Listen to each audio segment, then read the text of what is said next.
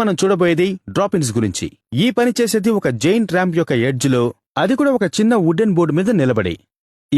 మీకు ముందే తెలుసా? పర్వాలేదు, ఎవరికో ఒకరికి ఇన్ఫర్మేషన్ ఇస్తూనే ఉండాలి కదా. ఈ వీల్ చైర్ మీద వచ్చే అబ్బాయిని చూడండి, భలే అదరగొడుతున్నాడు కదా. డ్రాపింగ్ యొక్క పెండెంట్ మోషన్ ని మెయింటైన్ చేయాలంటే స్కేట్స్ మీద ఉపయోగిస్తున్న ఫోర్స్, సెంటర్ ఆఫ్ గ్రావిటీ ఇంకా బోర్డు పైన డిపెండ్ అవుతుంది.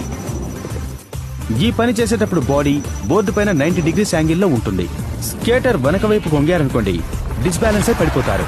అలాగని ముందు కొంగారనుకోండి, ఇలా జరుగుతుంది. ఒకవేళ వెళ్తున్న దారిలో ఏదైనా ఎదురు తగిలితే బోర్డు ఆగుతుంది, కానీ మన రైడర్ మాత్రం ఈ విధంగా ముందుకు పడి పళ్ళు రాలగొట్టుకోగా తప్పదు. ఇవి మీకోసం సెలెక్ట్ చేసిన ఎగ్జాంపుల్స్.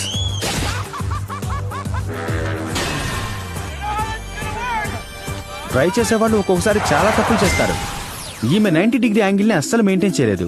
అలాగే వెనక్కి వంగి సెంటర్ ఆఫ్ గ్రావిటీని లైన్ నుంచి దూరం చేశారు. అందుకే ఫ్లోర్ మీద ఈ విధంగా పడిపోయారు.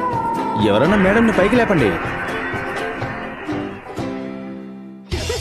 పర్వాలేదే, నైట్ టైంలో కూడా ఈ ప్రాక్టీసులు చేస్తుంటారా? Not bad.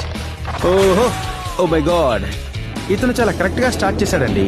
కానీ ఇక్కడ ఈ పాయింట్ కి రాగానే కొంచెం ఎక్కువగా ముందు వైపు కొంగాడు. మీరెప్పుడు 90 డిగ్రీస్ యాంగిల్ ని మెయింటైన్ చేయాలి, అదేనండి ముఖ్యం. లేదంటే హాస్పిటల్ వెళ్లి 3-4 రోజుల పాటు పడుకోవాల్సి ఉంటుంది. అర్థమైందా? మీ